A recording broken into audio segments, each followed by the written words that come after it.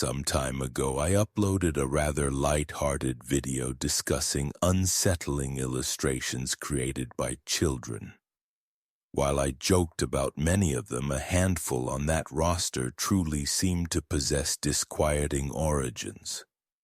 Over the past few years, I've received numerous children's drawings via email, often accompanied by their background stories. Today, I will compile a few of these submissions into this presentation.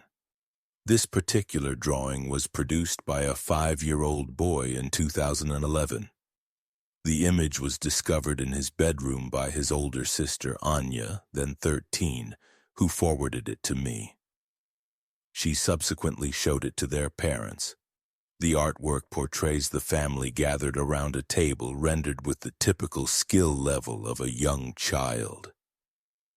The reason Anya presented it to her family was her ability to identify everyone present, even the family's pet dog and cat. The one individual she couldn't recognize was the man seated on the floor slightly behind the furniture. Anya mentioned in her correspondence that when she questioned her younger brother about the identity of this man, he repeatedly shrugged and claimed he wasn't permitted to speak about it. The man was depicted wearing dark attire and had slightly reddish wavy hair, as evident. Due to her brother's reluctance to explain the presence of the fifth figure in the sketch, she showed it to their parents, suggesting he might have an imaginary companion or was pretending to perceive specters. After the parents confronted the child during a meal, inquiring about the man in the illustration, the boy made a sulky expression and shrugged his shoulders. He did this each time they asked, his most detailed response being, "I'm not allowed to tell."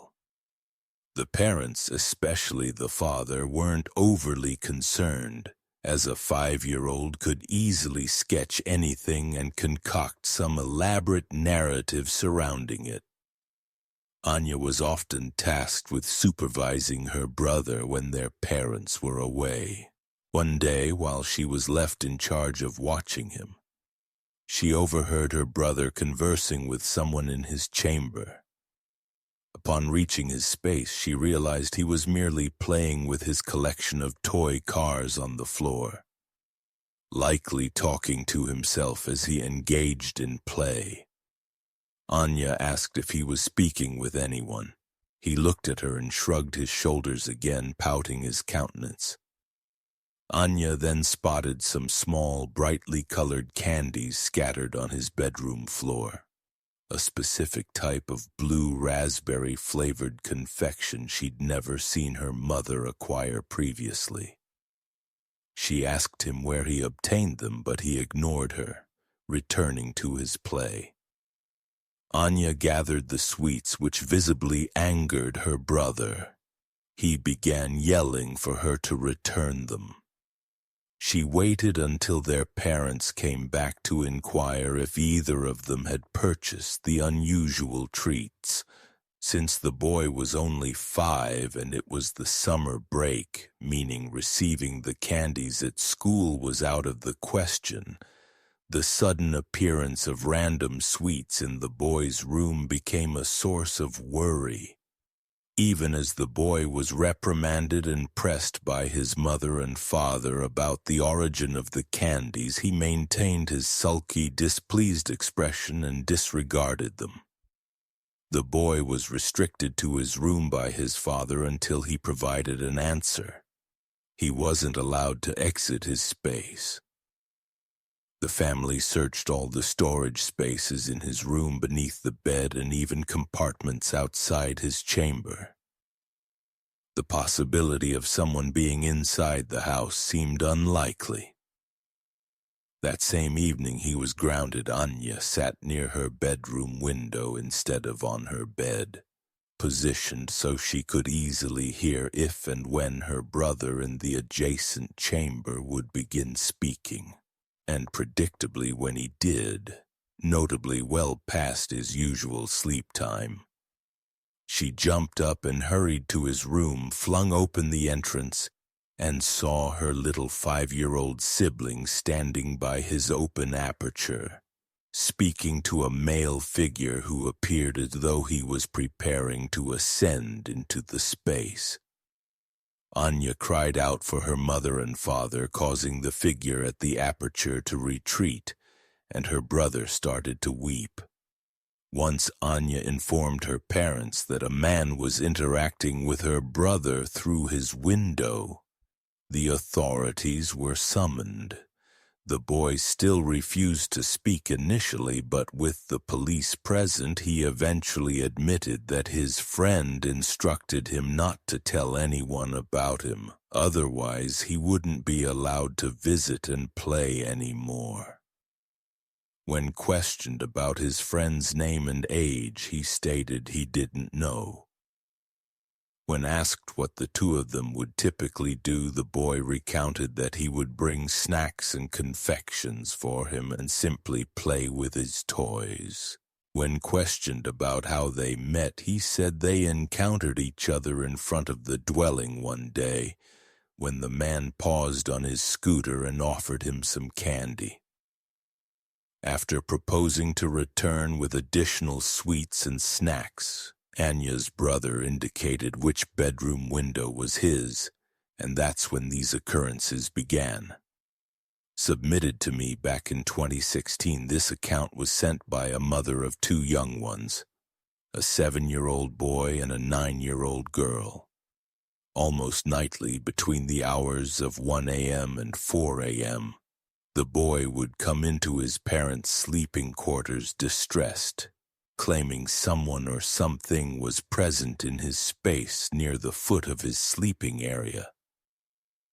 The boy would assert that every evening the entity would emerge from beneath his bed and move to the identical position at the end of his bed, simply standing there motionless. The initial few times, the parents would inspect the boy's chamber simply to reassure him. The gap beneath the bed was always notably clear. When queried why the space was always vacant when it should have been cluttered with toys, he would insist it was confirmation he was truthful about the thing under his bed. Each time, the parents would demonstrate to their son that the area was empty, and he would return to slumber. Their 9-year-old daughter never reported any comparable disturbances. For a few evenings, the parents permitted him to sleep in their space on the ground with a cover. However, after this behavior persisted for an extended period, the parents decided to indulge his fears one last time and requested him to illustrate what the presence at the foot of his resting place resembled. His sketch sent chills down their spines. In the illustration was a disturbing, unsettling figure that seemed potent enough to induce nightmares in an adult, let alone a 7-year-old boy. There also appeared to be something depicted near the aperture, and when questioned about this, the boy explained that he occasionally observes it at the window as well when it's not positioned at the end of his bed. The parents' resolution to this issue was relocating their son's bed to the spare study across the passage that didn't have any large underbed spaces. The mother who submitted this couldn't help but feel a bit unnerved herself by the artwork, and every time he would arrive crying at their room in the dead of night. This third and final submission is slightly different in that it comprises a blend of illustrations and text, spread across 3 distinct sheets.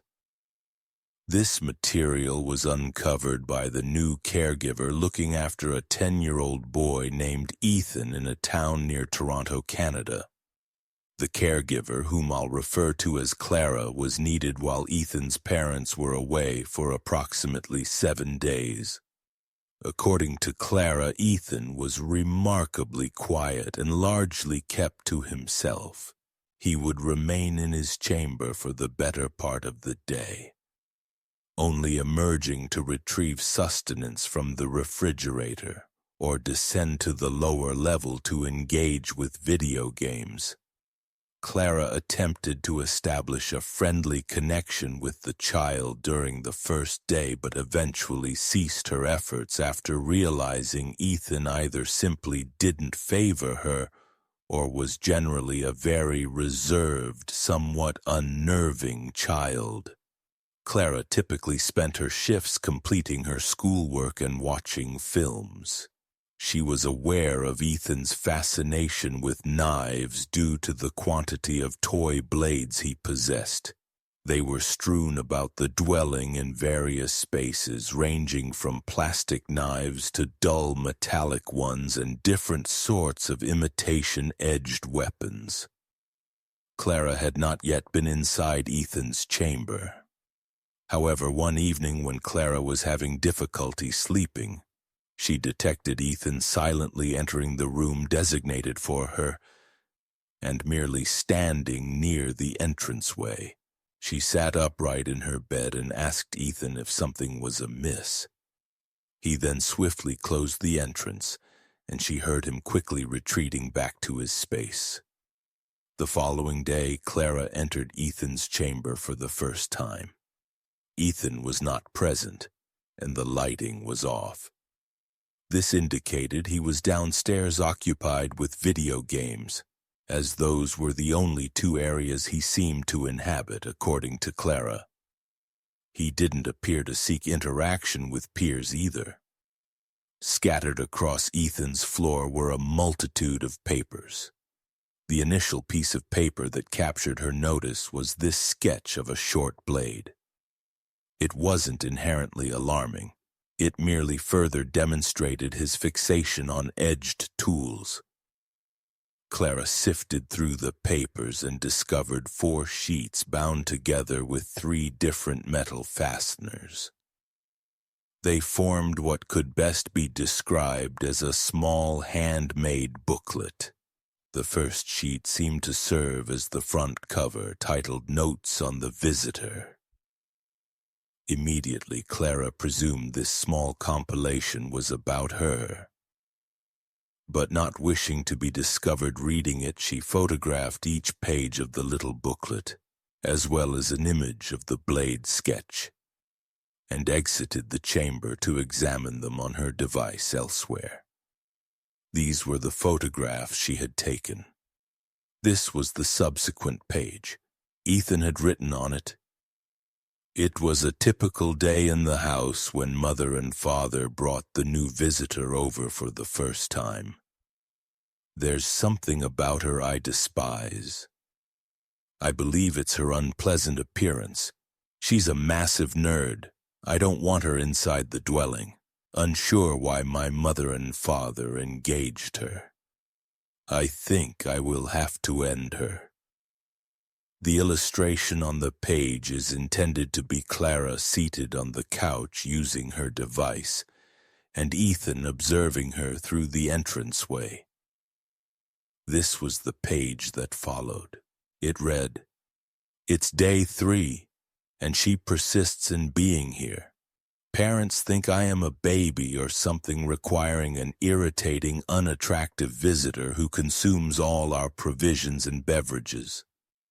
In this sketch, Ethan appears to be reaching for a kitchen knife while Clara is by the refrigerator. The child's profound dislike for his caregiver becomes progressively apparent in a troubling manner.